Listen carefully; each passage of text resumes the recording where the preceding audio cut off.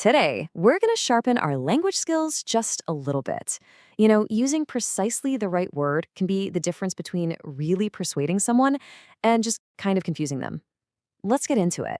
So let me ask you this directly. Are your words accidentally puzzling people when they should be persuading them? It's an incredibly common trap, but hey, today we're going to get you out of it. So many of us get words tangled up, especially those tricky ones that sound almost exactly alike. In this explainer, we're going to untangle two of the most common pairs. Okay, first up, founder versus flounder. They sound so similar, right? But they describe two totally different situations. One means you're sinking, the other means you're just struggling. Do you know which is which? Let's break it down. To founder is to fail completely. I want you to picture a ship literally sinking to the bottom of the ocean. It's a final, total collapse. Now to flounder, that's about struggling clumsily. Think of someone thrashing around in the water trying not to sink. See? One is the end of the line, the other is the fight to stay afloat. This example really makes it crystal clear. If a student is foundering, well, that ship has sunk. They are failing completely, and it's probably time to drop the course. But if they're just floundering, they're still fighting. They're struggling, for sure, but there's absolutely still a chance they can pull through. So, how do you lock this in for good? Here's a neat little trick. The word founder comes from the Latin fundus, which means bottom. It's actually the same root as the word foundation. So just imagine it. If something founders, it's sinking right down to the bottom, down to its foundation. All right, let's tackle our next pair, emend versus emend.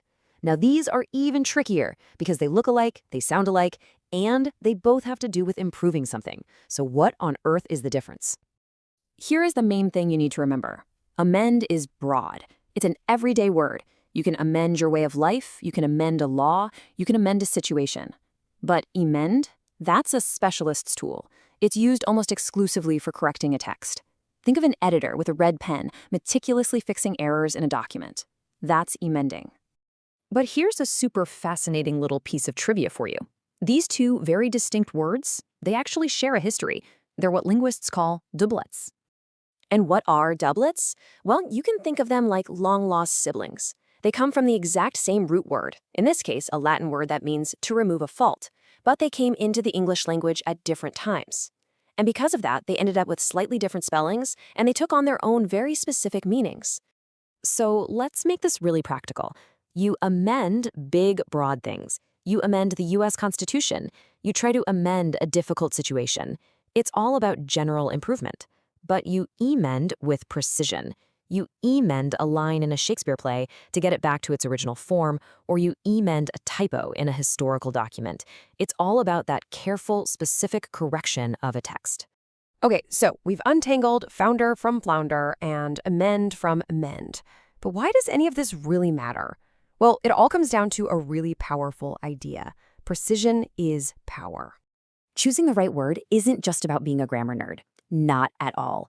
It's about being effective. It's about being persuasive. When you use precise language, your communication gets sharper, your arguments get clearer, and your ideas just land better. It tells people you know exactly what you're talking about. And that's all for this explainer. So I'm going to leave you with this to think about. What's the most misused word you hear all the time? Tackling that one just might be your next step toward even more powerful communication.